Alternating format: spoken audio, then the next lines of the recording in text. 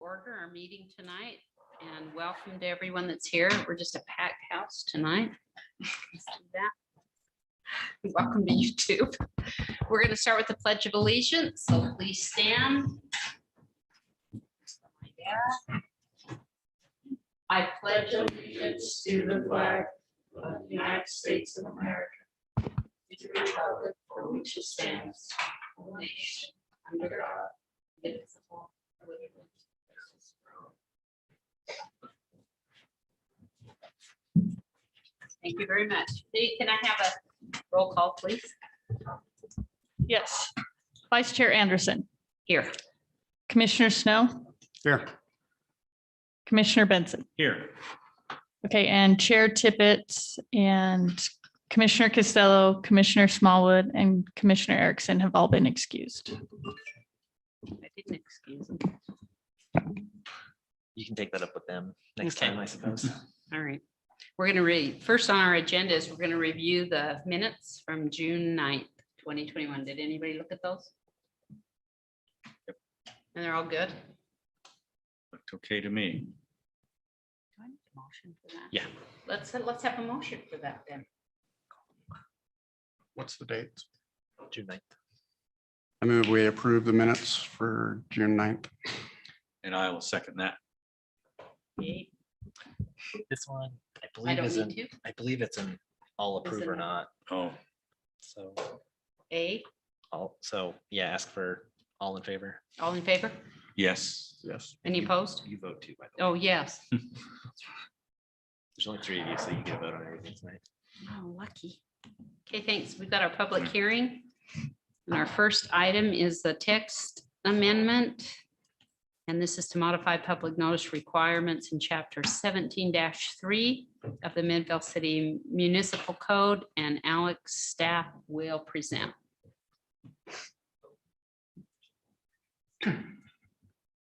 Small.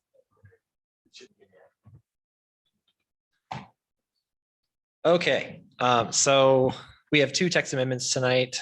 They're both fairly straightforward, so I'll go through it pretty quickly. This text amendment, this is one of our first legislative update amendments that we're doing. So there's 3 parts, there's 3 purposes to this amendment. The first is to update the noticing requirements in the zoning ordinance to match state code.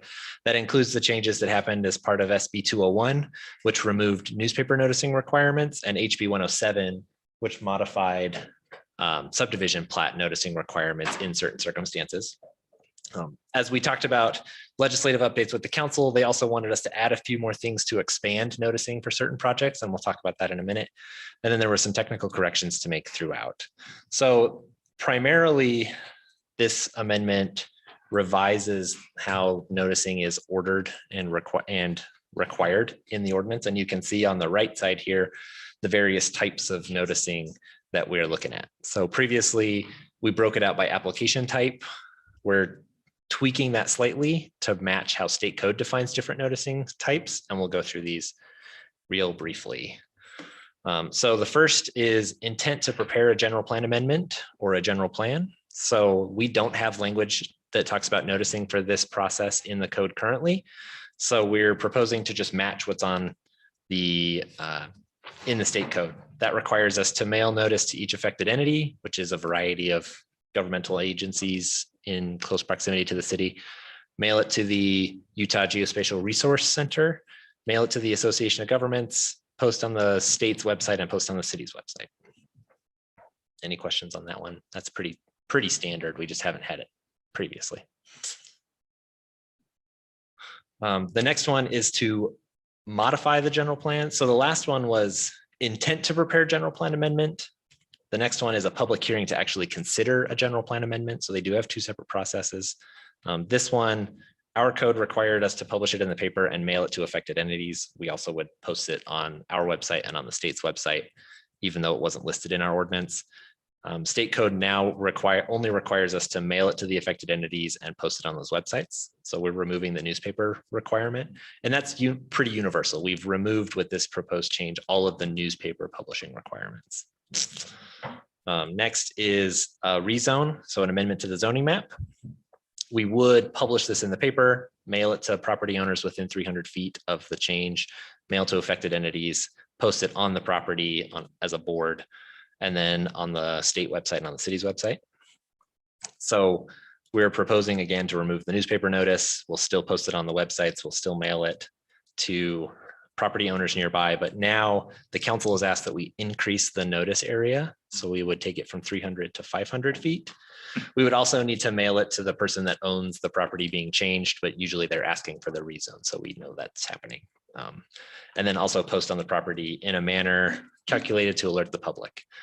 I've underlined the mailed notice and the property notice because those aren't required by state code. Those are specific requests from the council. So state code just requires us to post on the websites and mail it to the affected owners. On the mailed one, Mhm. doesn't the owner have to sign something before we could even bring it before?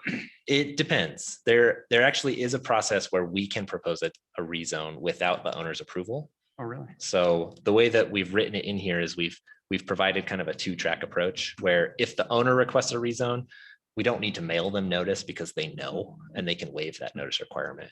If we propose a rezone on somebody's property without them asking for it, then there's a larger notice process that we have to go through. So that also means somebody else can request a rezone on someone else's property, but that typically doesn't get a whole lot of support. Because like if you ask to rezone your neighbor's property without their permission, the council's not going to go for that. The planning commission's not going to go for that. So Yeah, I was gonna it's, say everyone I've ever done, I've had to have an owner's signature. yeah, so we can do it without the owner's approval. It just changes the process. It also means you're less likely to be approved at that point. Yeah, I hope so. Next, there's a couple specific subdivision processes that have their own notice requirements. So we've got subdivision amendments and petitions to vacate public streets that are fairly similar. So we lumped them together. Currently, we would again publish, mail, post on the property and post on websites. We're proposing to change that to remove the newspaper notice requirement, increase the area again at the council's request, and then add a couple things that weren't listed previously, like mailing it to specific affected property owners. So this would be, if you want to say vacate a public street, you would not only have to mail it to property owners within 500 feet of it, but also to anybody else that's affected by the change. So if you've got a road that's longer than 500 feet, or I should say, property owners outside of that 500-foot radius that are affected by the change, say because that's their access to their house, then they would still get notice, even if they wouldn't normally. Again, this is following what state code requires. In that instance, we're just defining that measurement a little differently. And then variance requests are the next one. Our code currently doesn't require variances be heard as a public hearing. It just says a public meeting. Our hearing officer typically opens them up to public comment if we have anybody show up for those hearing or those meetings. So we're proposing here to change it to just being a public hearing so that it's clear from the beginning that there is an opportunity for public comment, and then defining how those notices work again. So we would post it on the websites, mail it to property owners, and post on the property. Again, those aren't required by state code, the mailing and the property notice or posting it on the property, but the council would like us to make sure that those are still continued. And then there's our catch-all, which is public hearings for everything else. This will cover our conditional use permits, our initial subdivisions, our master plan developments, anything that provides that opportunity for public comment that's not covered by some other request. Today, we publish in the paper, we mail, we post on the property in some circumstances, and then we post on the websites. With the change, we would post on the websites, mail, and post on the property for everything. So there would be more of those notices going out on properties with this. The council has also asked that we revise the language that's on those notices for this process. So we're working on that internally. We're not defining what that needs to look like in the code right now so that we have a little more flexibility in tweaking it. But I've got a couple examples that we're probably going to bring out later in this process. They'll be a little more specific about what's happening and when meetings are held and how the public can participate in the process. And then we have finally a section that talks about public meetings, which is just like this meeting here, how we post agendas for those meetings. Our code doesn't have standards in it currently. We have followed state code requirements when it comes to these. So we post on the website. We post on the state and the city website. And then we also posted in a couple places within City Hall. So there's a box right outside this door that we'll post it in, and then we'll post it on the doorway into community development upstairs. With the change, we would just post it on the websites after this. I have not seen anybody ever look at the ones that are posted in the building. And we can keep doing that if it seems like it makes sense, but I want to make sure that the minimum standard here is matching what's in state code. If you feel differently, then I'm happy to add that as we move on. There's also some technical corrections in here just to help cover some of our bases when it comes to noticing. We've added a few definitions that weren't in there previously. So affected entity and water conveyance facility and facility owners. There is some language specifically that talks about what to do if certain application types happen within a certain distance of these water conveyance facilities. That's like your canals, your ditches, your storm drain lines, et cetera. And so we've covered those in some of the technical details. We've added standards for what each notice has to contain at a minimum. This is, again, just matching state code. It's already what we're doing. We just wanted to make it clear so that as future staff members or future members of the public take a look at these, they can understand why we're doing the noticing in the way that we are. We've revised the purpose and the challenge language in here. So the purpose, we've clarified why the notice is issued. And that also includes what happens if notice is challenged. So if somebody comes in and says, hey, I don't think you actually mailed notice like you said you were supposed to, we have a process in place that's a little clearer with this change on how we handle that. If it happens in front of the planning commission decides if the notice was issued properly. If they find that it was, then the hearing continues as scheduled. If they find that the notice was not issued properly, then it gets postponed until the next meeting so that there's an opportunity for people to see that. The current language only says the planning commission can do that, which makes it kind of strange if somebody wants to challenge notice in front of the city council.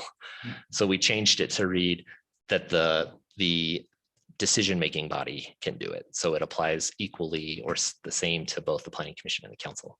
It also means that if we send notice out for something that's a staff reviewed decision, like an administrative conditional use permit, we make the decision about whether it was done properly or not.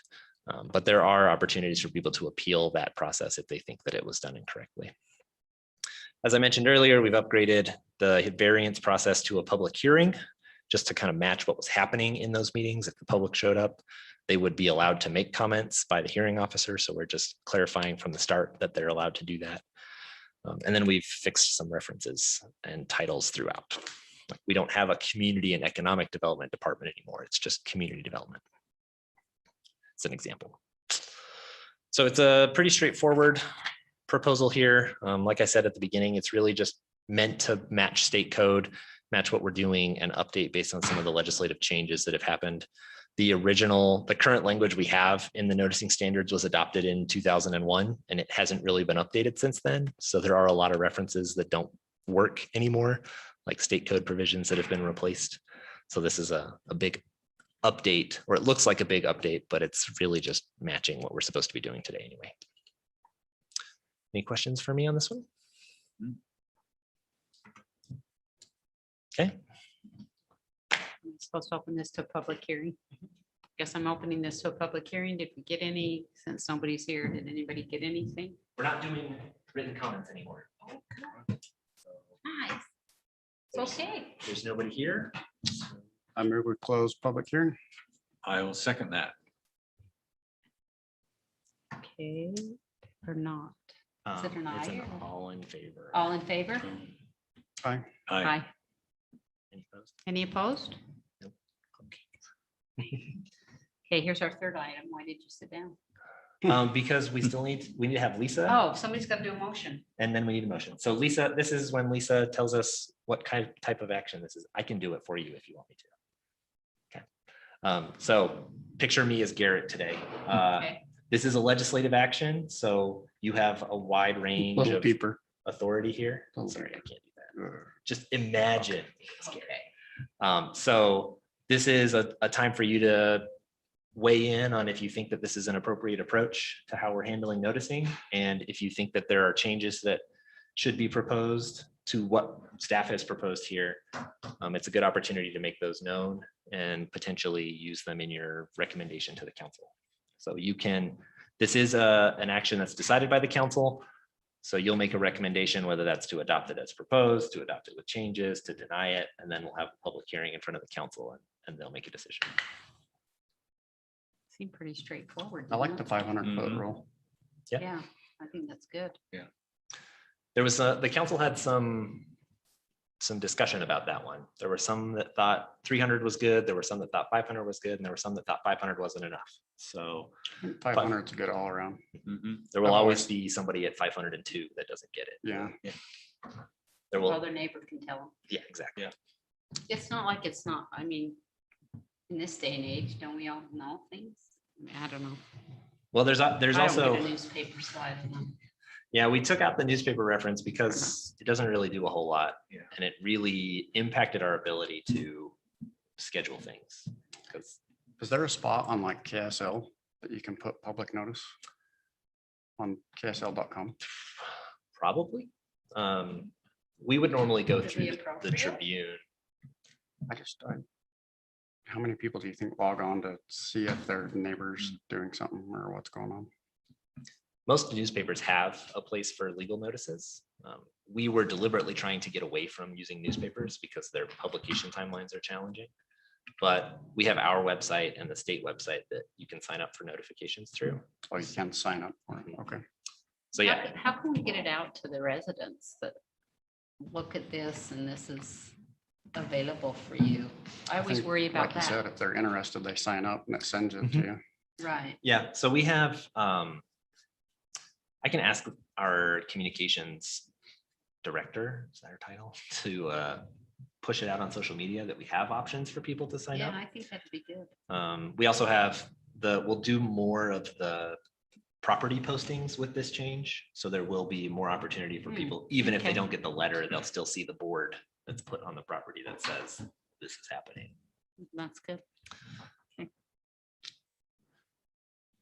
There's nothing else. I'll make a motion. Do it. I move that we forward a recommendation to the city council to adopt the proposed text amendment to modify public notice requirements in the city zoning ordinance. Can I second it? It has to be Bart. I will second that. And now we'll have Kate do that. Kate? Okay, Vice Chair Anderson, Yes. Commissioner Snow, Yes. Commissioner Benson. Yes. Okay, next. Agenda item. And read it off while I look at it. We are text 21-07 zoning ordinance text amendment, Jordan Bluffs subareas 1-3 development zone text amendment, modifying certain development review procedures in the Jordan Bluff subareas. And Alex staff will present. Just watching you guys fiddle with the computer.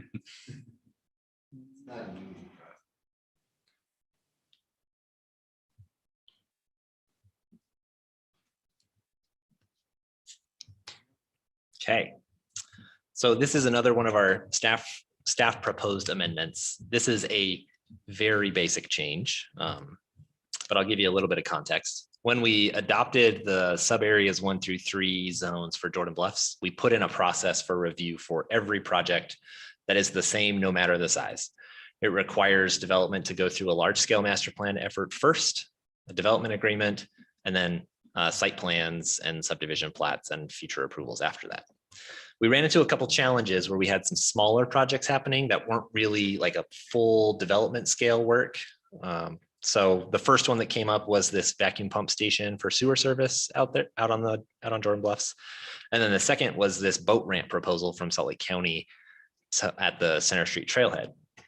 Under the current ordinance, they would be required to do a large scale master plan for the entire pod that these projects are located in, which means the owner has to come in and propose an actual development for those pieces, which tend to cover somewhere in the neighborhood of like 20 to 30 acres for projects that are really occupying like a quarter of an acre. That's a lot of work and it really slows down the process because first of all, don't have development proposals for all of these pods. And second, don't really need them for the types of projects that we were seeing having these issues. So this text amendment would provide an alternative approach for very small municipal facilities projects. And it would basically exempt them from the large scale master plan process, allowing them to go through just an allowed streamlined site plan review. And then remove a requirement for development agreements for all municipal facilities.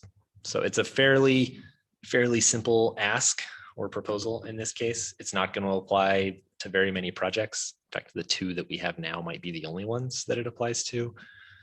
But it's there in case we have other small projects that need to happen on a faster time frame than that large scale master plan effort would allow. I don't really have anything else to add on this one. It's Anybody have simple. anything?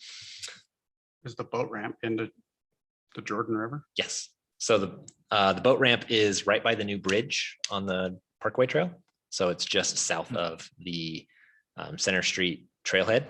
So people could basically park there, carry their canoe or kayak or paddleboard or whatever, 100, 200 feet down the trail and then put into the river. Salt Lake County is working on several of these projects up and down the whole length of the river in the county. So this is the first one in Midvale that we get. And I think it's pretty exciting. We might get another one in a few years, a little to the north, so that there's opportunities further along the trail, the water trail. Yeah. So there's no water skiing allowed. I mean, I don't know how the boat ramp's like 6 feet wide, so it's not very big. I suppose if you want to run along the shoreline, dragging the rope. Pull someone. On your bicycle. Yeah. Okay. Okay, any other questions? Okay, I'll open the public. The public hearing is opened and no one's here. Being that, I will propose that we close the public meeting. Second. All in favor? Aye. Any opposed? Okay, Okay, Garrett would say, I said this already, it's a legislative action. So same thing, same standards apply. If you think this is a good idea, feel free to recommend approval to the council. If you think it needs changes or it's a bad idea, feel free to recommend something else. Then I can see that in the It's in the staff report. copy of Here, I'll do it. Okay, I move it. that we forward the recommendation to the city council to adopt the proposed text amendment to modify development standards in the Jordan Bluffs sub areas 1 through 3 developmental zone. Second. okay, Vice Chair Anderson, yes, Commissioner Snell, Yes. Commissioner Benson. Yes. great, We'll take those recommendations to the council. great. They'll go Welcome to probably, Midvale. Oh, that's not right. they will go in July. Okay, Probably Okay. should have asked before, but what is a sewer vacuum pump? So the sewer system out on Jordan Bluffs needs a little support to move stuff through the pipes. So the pump station will pull stuff through the pipes. Gotcha. That's the stuff.